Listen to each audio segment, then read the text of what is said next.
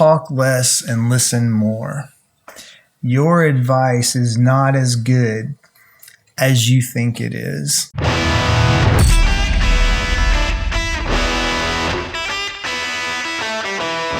Welcome to Real Leadership, the show that cuts through the clutter to spotlight leaders who make, move, and process things in the real economy. This isn't about buzzwords or theories. It's about bold decisions, solving challenges, and the strategies driving industries that matter. I'm Jim Weaver, CEO of the Owner Group. In every episode, we get real about what it takes to turn vision into action and obstacles into opportunities. Let's go. Today, I'm welcoming Andrew Tidwell, Chief Human Resource Officer at Wineshipping. Wineshipping is the largest direct-to-consumer wine fulfillment shipper in North America. And as CHRO, Andrew oversees the company's human resource strategy, supporting growth, operational efficiency, and of course, talent development. Andrew's got a 20-year, as I count more than 20-year, track record of global executive human resource experience across logistics, consumer goods, and private equity-backed organizations. Prior to joining Wineshipping, he served as CHRO at SGS & Company, and then held senior leadership roles at Acosta and the international logistics company Geodis, where he helped both of those companies navigate large-scale organizational change and expansion. He holds an MBA from Middle Tennessee State University and previously served as mediator for the Tennessee Supreme Court. By his own account, and by my experience with him, he brings a direct, transparent, and sometimes untraditional perspective to HR. Folks, buckle up. Welcome, Andrew. Hey, Jim. It's hard to believe when you hear it like in a succession like that. It's like you're talking about somebody else. We've known each other a long time. I think it's more than 20 years. It's been probably closer to 25. Yeah. Kind of grew up together. So this should be a fun discussion. Hopefully we won't go too far out into the ether on folks. Let's start big picture though, just to tether us here. All right. So would you start? Just tell us about Wineshipping. Tell us about your business, the landscape of your industry, how you guys are unique. It's a really cool business. Yeah. So we're a third-party logistics company, and I think that first and foremost, that's what we are. But we do serve a very cool industry. I knew very little about wine. Over the years, folks had tried to teach me. I just wasn't interested. And I always joke with Randy, there's this called Scotch Shipping. I'd probably work there for free. There are worse places to have to spend extended periods of time than Napa Valley, right? Yeah, no kidding. It's just beautiful, and the people there are just so cool and interesting, and the products that they make are just so unique. There's just so much to like about that. Now, it's an interesting business, and I know that wine is made in a lot of different places, like in the Central Coast of California and Oregon and many other places in the United States. But when you think about all of your customers are basically on the same street, that's kind of unique. Napa is just a real big small town. And everybody knows everybody, and they kind of operate, in harmony with one another. So the things that we've done to kind of disrupt that industry with, different ways of providing direct-to-consumer services, the software stack, the tracking, the self-service, all of those things. Those are things that industry didn't really have. And we brought it to them, and we simplify things like, compliance. You have to have a license to ship wine to every single state. And that whole system is not something you can just sort of break into, right? So that's Wineshipping. We won the best place to work in Napa 2 years in a row, which means we have to earn it every single year that I work there until I die. We have terrific engagement scores, just a fantastic culture, and doing this with people I trust it's exactly where I'm supposed to be. I was just curious, are you shipping wine from overseas as well, or just U.S. based? No. It's well, I mean, we do some storage for some folks that import things, but most of the wine that we handle is produced in the and consumed in the United States. Okay. I was curious on that. All right. So as I mentioned, early, we've known each other a long time, and we grew up in the business together. I was a young sales guy, and you were HR manager. at what was one of my first big clients.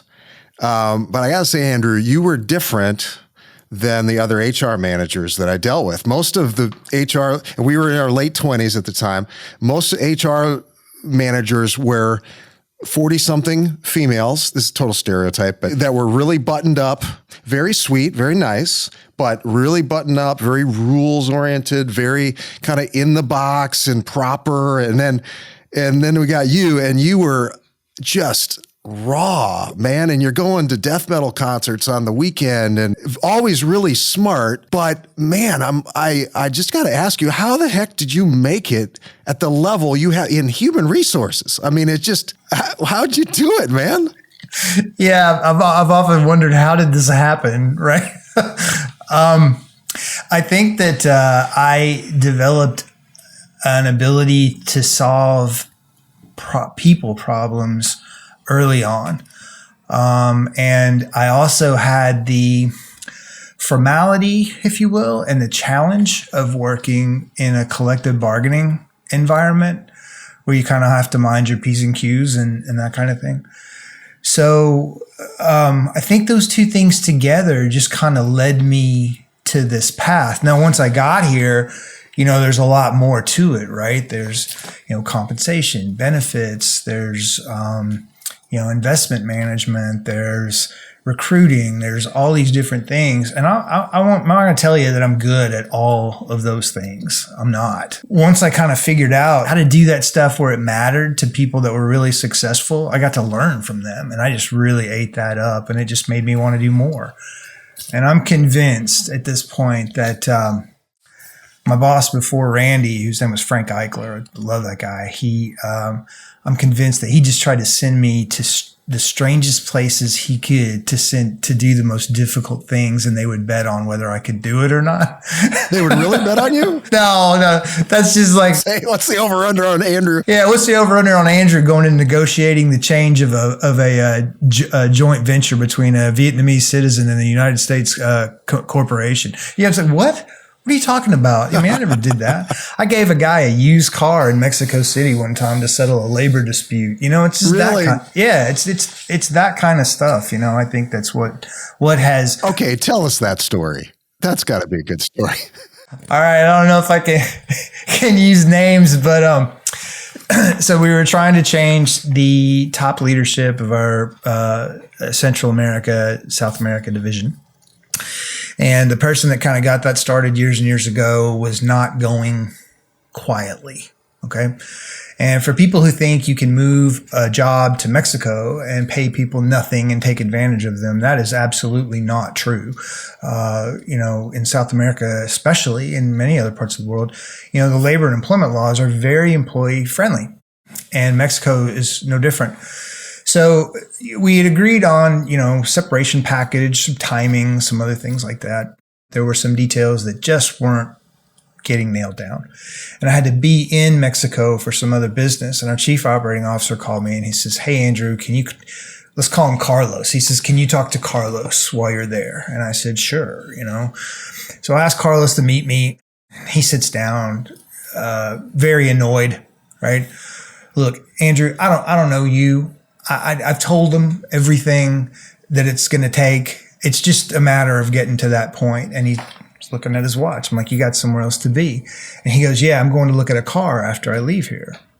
And I'm like, a car? And he says, yeah. So what kind of car? And he's mad at this point, right? He's like, what are you talking about? I don't know, man. I like cars. He says, well, I'm losing my company car, so I have to buy a car. I said, did you drive your company car here? He says, yeah. I said, can I see it? And he's like, why do you want to see my car? He's angry at this point. Just indulge me. So we go down in the parking lot it's like a garage in the building. And he points out this 8-year-old Jeep Grand Cherokee. I mean, the thing's a piece of crap. Yeah. And I said, that's the car that we pay for you? And he goes, yeah. And I said, you want to keep it? And he, what? I said, you got to agree to all that other stuff you talk to with other people, but I can give you the car. And he said, really? And I said, yeah. And he said, that would make a huge difference. And I said, what's my pleasure? And that was all she wrote. Wow. You did not go into that conversation with that in mind. No, I had no idea. Like, and then when I saw the car, I thought, how much could it be worth? And you knew that you had the latitude to be able to make that call. Yeah, but I mean, if you can't make a $3,200 decision, what am I doing there? I mean, it's just that there's that much in pain and suffering just continuing to deal with it. So many folks get hung up on the decision chain, and if you can give somebody like you the latitude to make the call and get it done, man, that's when the magic happens. That's beautiful. That's a great story. So basically then the answer to my question of how'd you make it you're like Jim Carrey and Yes Man. You're just like, yes, I'll do it. I'll jump in, I'll figure it out and do it. Is that pretty much distill it down? Yeah, I got a pretty redneck friend who says, ain't nothing to it but to do it. And I'm like, there's a better way to say that, but you're right. Yeah. I mean, I'm a firm believer too that, when you get promoted or you get a new opportunity or something like that, you don't know 100% of that job. I mean, maybe 60, 70%. You got to figure out the rest, while the wheels are in motion. I think you said your term was solving interesting people challenges. Yeah, difficult maybe is what I said. Okay. But I that really, man, if one can do that, because business is completely built on people, that really goes a long way. Yeah, you get people right, you get business right. Yes, 100%. And it kind of parlays into my next question. So typically there are two types of HR departments. You got one, and you got one type that's sort of the speed bump for the business. Yeah. You know what I mean? And the other one is more of a driver, more of an accelerator, right? And you're an accelerator, you're a driver. What are the key elements of the teams, the systems, the psychology that you got to have in your department to be that business driver that you want to be in HR? Yeah, you just said it. Good relationships. I mean, you have to have good relationships with your operating partners. You have to put people in place that will help them make better decisions. I mean, anybody can go ring the HR doorbell and ask for the 401k form or whatever it is that they want. I mean, that's pretty much self-service at this point, right? But to add value and to activate things, you have to create these relationships and these sort of power, centers where every GM at Wineshipping has a human resources business partner or HR manager that they can call and ask, questions, walk through things. That's on the pull side. The push side is there's always a reason to engage with your operating partner. There's something coming up. There's open enrollment. There's merit. There's performance appraisal. There's some business activity. There's client onboarding. There's peak season planning. There's peak season execution, all of those things. So if I'm a person that's really thinking about you and all the business challenges that you face, and I'm engaged with you and I know your people and I know your layout and I know what the cycle of the business, and I can help you with all those things, I'm invaluable to you. And that's what I try to set up pretty much everywhere I've gone. Struggling with high turnover and burnout? Own and Flex addresses these challenges head on, offering a scalable solution with vetted part-time talent to fill staffing gaps. Own and Flex combats worker shortages and ensures your core team isn't overburdened, reducing turnover and enhancing job satisfaction. Empower your workforce and boost your success with Own and Flex. Visit ownandflex.com to learn more.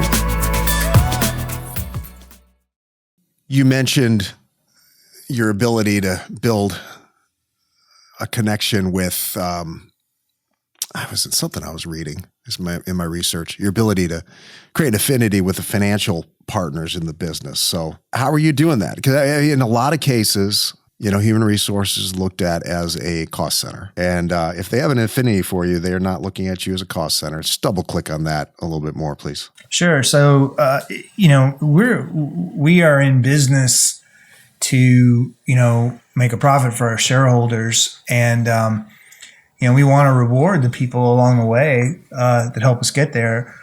But doing things responsibly, right? Like really digging into those fixed costs, like, your benefits and things like that. I mean, that's one thing we can do, make sure that those programs are working optimally. Compensation, incentive structures, things like that. We want to make sure that that they motivate people, but that they're also what we call self-funded.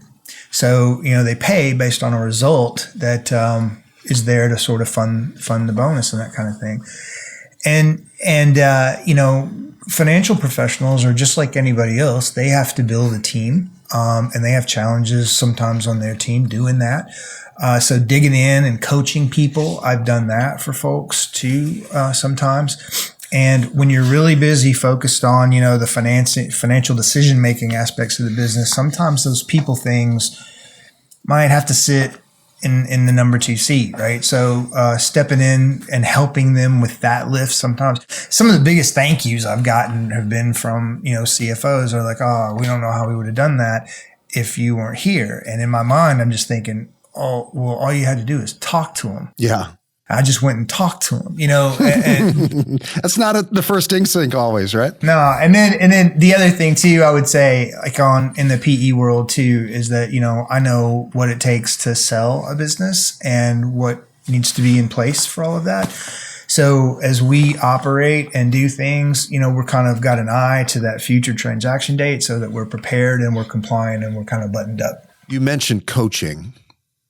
So tell us a little more about how you look at coaching and your coaching role as a CHRO. Well, I got to share my favorite haiku about coaching. Nice. So it's talk less and listen more.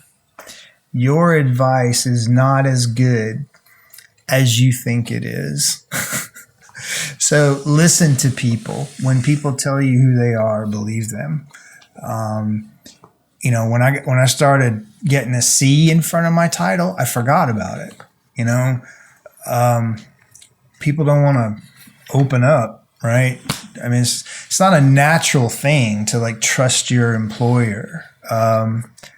So I've shocked a bunch of folks over the years, being a person that they could trust, or take at their word. So, sometimes you have to ask people instead of, hey, what can I help you with? It's sort of like, what's on your mind?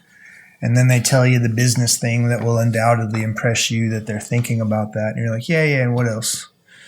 Another business thing. And then what else? By the time you do that 3 or 4 times, they're going, I'm really worried about my kid right now. And, oh, tell me about that. What's going on?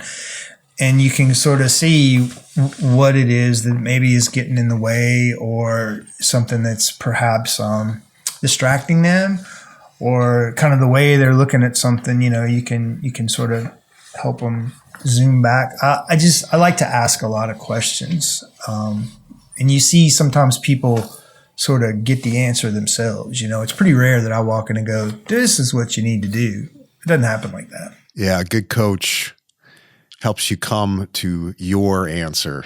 I think that's right. Good. I think it's right. Sorry, go ahead. I was like, one time, this is a joke between me and him and probably 500 other people. But one time Randy Tucker looks at me and he goes, "Are you finished?" And it turns out I was finished.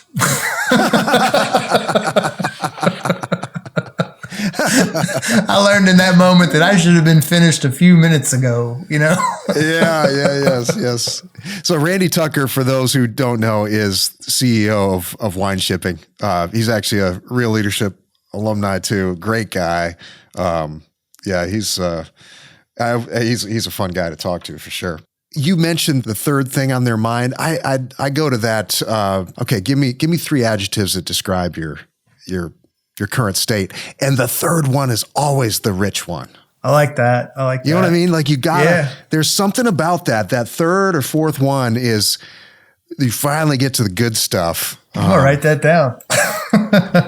You touched on the, not being able to open up and really a pure coach, they're not your manager. There's somebody kind of outside, right? Because you can't tell everything to folks down the chain of command or up the chain of command in your organization. Like you can't tell everything, right? So how do you navigate that? Do you ever get more information than you want? Or do you feel like, I'm going to take as much as I can get and it's all positive? How do you think about that? I mean, sure. Yeah, you hear things you can't unhear sometimes. Yeah, it's like there's things you can't unsee, you know? It's funny what you said, though. Like, I can. Like, I could tell Randy Tucker anything. And that is not normal. So don't try this at home, folks, right? I think when people start sharing, I don't think you want to stop them from doing that.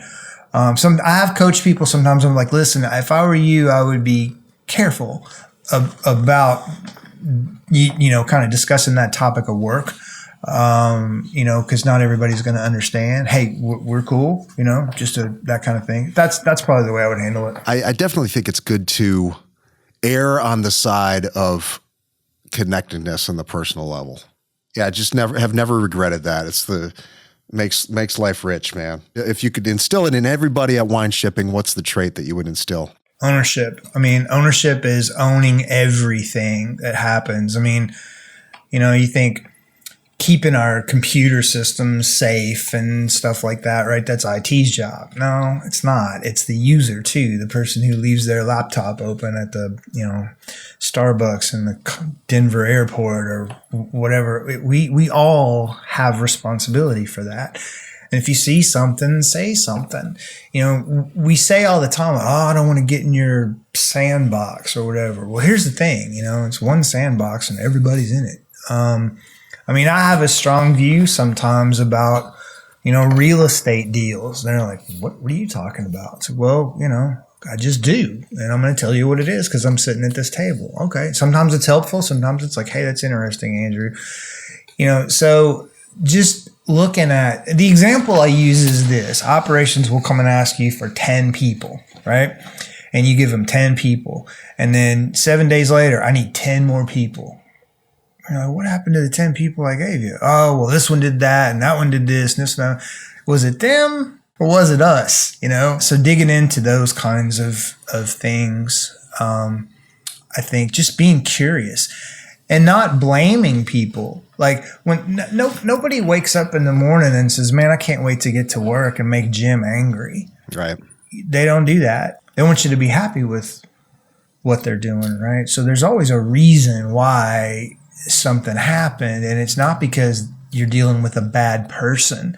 99% of the stuff is process driven. I took a shortcut because I'm tired, I'm frustrated, the thing didn't work the way it was supposed to. Or we've inadvertently done something to create a janky system that doesn't work for the folks doing the work. Yeah, I try to think about employee experience all the time. Like, what's it like to listen to your executive team? Is it interesting? Is it relevant? Or does it give you information? Or is it just a bunch of people talking about things that you don't care anything about? The clock in and out process, all of that stuff, just what's it like to spend a day here? If it's a pain in the butt, then we're not doing a good job. It sounds like you've had some really good mentors along the way. I'm sure you've had some folks that weren't on that side of the ledge. So what's some of the worst advice you've gotten going along in your journey? So I think the worst one is probably don't bring me problems, bring me solutions. Because what you do when you tell somebody that is like, look, whatever's happening out there, I don't want to know about it unless you figured out how to solve it. That is terrible advice, when you come and tell me the sky is falling and, we call the SWAT team and we get out there and it turns out the sky's not falling. Oof. That's a good day. If it was, good thing we brought the team with us. You know what I mean? Mm-hmm. Nobody ever got let go from an organization I've been associated with for over communicating. I think the intention with that saying is to kind of empower your people to think through what might we do instead of just having to come to you for everything. Yes. So what's your way of positioning that? Because I know you're an empowering guy. So how do you instill that ownership, but not close the door on this is a problem that I don't know the answer to? Yeah, that's easy. You say, hey, what do you think we should do here? And it's like, what do you think? I hadn't thought of that, and then sometimes they can learn things in that process. But that confidence, people need to have that confidence to be able to speak up. That's a good coaching question right there. Yeah. Oh yeah. What do you think we should do about this? I think we're at the base of a hockey stick. It feels like it with technology right now. That exponential, takeoff. How do you see AI and robotics impacting your business or logistics in general over the next maybe 5 to 10 years? What are you seeing? What do you think's coming? Oh, wow. So, there are people inside of Wineshipping and other logistics organizations that I've been a part of that could probably answer this a lot better than me. But, I see AI as like an activating tool, like it makes things go faster. I think it's useful to do jobs that are maybe dangerous and help, people to be, more safe. When it comes to creating things like policies, processes, things like that, having ChatGPT take the first stab at something just to get you started instead of, going from scratch is useful. It speeds things up, right? We have to be very careful about what we feed into, those kinds of tools. You don't want to put anything that's confidential or proprietary because I don't know where that's going to end up. You know what I mean? Right. Yeah. But in terms of the robotics and stuff, from what I know about that, they're pretty expensive and, the return period on that is not, quick. So, what I would see it doing is, you see them doing things like, unloading trucks, maybe doing put away, stuff like that. You have to configure a warehouse management system to, have things they can scan so they know where they're coming from, what they're putting there, where they're going, that kind of thing. So I think, it also is going to create a lot of jobs for people. When I used to talk to college kids, they'd be like, what do you think I should do for others? Have you thought about logistics? And they're like, I don't want to drive forklifts. And I'm like, listen, go Google wave planning and come back and talk to me. You will always have a job. What is that? It's where you plan waves of orders to be delivered to the warehouse for processing. Huh. You think about it, right? People are ordering stuff on websites and all that, and the orders are building up in a queue, and then they drop them, and then you wave them out. How do you think the average worker is going to have to adapt over the next 5 to 10 years? I'm thinking more blue collar folks. I think that learning to work in a system directed environment is important. So like getting your instructions from, a system. Learning how to do that, being comfortable with that. But also kind of knowing like what the process is supposed to be. So if the system tries to tell you to do something that you're not supposed to do, you can stop, you can pull the cord, stop the line, raise your hand and do that. AI is cool, it's interesting and, it makes goofy videos and pictures and stuff, but it is not a substitute for good judgment or good leadership. Recruiting top talent is tough. Onan Staffing focuses on people, offering exceptional benefits to attract and retain dedicated workers. Partner with us for flexible, data-driven solutions. Visit onanstaffing.com to learn more. It's interesting with a knowledge worker too. It's coming in, and I think it's going to do a good job of a lot of that knowledge work. But man, you gotta be careful because it'll make stuff up just like a human will too. Yeah. A friend of mine who's a doctor, we were talking recently about, I said, who's gonna take care of me when I'm old? He goes, don't worry. He says, we're gonna have robot nurses and stuff to do all this stuff down the road. And I'm like, you mean that? And he's like, no. Well, you've always been an energetic, upbeat guy. What do you do, to sustain that, to show up that way every day? Every time I see you, you're full of energy and inspired. So what do you do to sustain that? Well, it was easier in our 20s as it is in our 50s, right? Yeah, right. Yeah. But I would say, just you got to take care of yourself. My wife is my favorite person on the planet, even when she's not, and she insists that I do make healthier choices than I would by myself. Mm-hmm. But I think even more than that, it's just like, what they say, if you do something you love, it's not really work.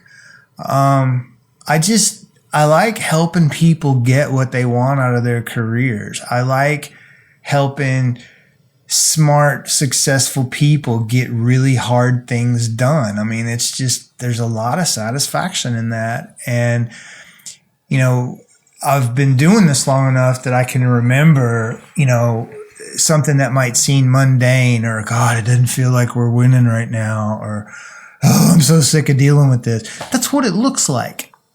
It just looks like that until it doesn't. And if you can remember that and you can tell other people that and help them see that, you're kind of helping them along this journey too. And that's just, we thrive in conversation and we die in isolation. Yeah, that's good. What are some habits you've picked up, some rituals you've picked up that have helped you as a leader? Oh boy. Well, I'd say a big one is I get a lot of information. Okay. Like I see things, I talk to people, I'm in meetings, and what I'm thinking about, as much as I'm thinking about the content of what I'm engaged with, I'm also thinking like, what and how should this be shared with others? So like from the get-go, I'm like, all right, how do I talk about this to my people or to other people or to the business broadly or whatever? Because that's something that a lot of people struggle with. Like we'll put together talking points and we'll say, please deliver this message by X date. And, inevitably, right, it's like 70% done or 80% done. And it's frustrating. But I mean, not everybody has those skills, right? So being a good communicator is important. Thinking about how you're going to share what you can share, those kinds of things. That's a habit that I'm in. Where do people get off track with that, you think? Well, have you ever heard somebody say, well, legally, all I can say is that's ridiculous. You can say whatever you want to say. I mean, you might violate some NDA or confidentiality agreement that you've previously executed. But, you can talk to people. I think people are I think public speaking still is something that not a lot of people want to do. I think it's a little scary. It's also weird doing it online, talking to a whole bunch of people you can't even see. I've actually had that training, so it doesn't bother me so much. When you're on stage, Jim, and there's lights and you can't see people, you got to kind of just feel whether it's going right or not. I don't think everybody has that intuition. And then I think sometimes there are people who don't own the message. Right. I'll give you an example. We just gave notice, all of our warehouses, they're eligible for a bonus based on their own results at that site, right? So one could make it, one maybe didn't, right? So we put the message out. We say, these are the ones who made it, but don't forget, guys and girls who didn't make it, you need to have a conversation about why you didn't make it and what it's made up of and that kind of thing. And I guarantee you the people that are getting the bonus are going to get that message way ahead and more consistently than people who are not getting the bonus. Cause it's like, oh, I don't want to talk about this. It's a difficult message. So I just won't deliver it. I'm not saying that, many leaders at Wineshipping are like that, but we've had a few in the past and we've had to just work with them. Owning the message, a lot of times it's a temptation to, it's just in management, whether it's one-on-one or a group, to defer to like a higher power or a policy or whatever. It's like, no, own it. Like, yeah, that's borrowed power. That's kind of the wimpy way out. You know what I mean? That's good. And that's that ownership thing that you brought up at the beginning as well. Yeah. If you're a general manager at Wineshipping, you are like a CEO of a building, and that's it. I mean, like, people might think it's interesting when I visit or something, but they don't care. I mean, they care about the person they see every day and those relationships. I think, what is it, like 70% of engagement is your relationship with your supervisor.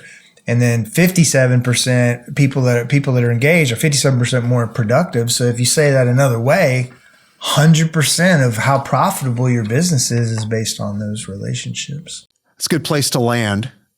You guys are doing some key hiring. You've had some flurries. So how can folks find out more about Wineshipping, the openings you have, all that good stuff? Yeah. So we just redid our website, and it's wineshipping.com. And there's, careers button on there, just like everybody else.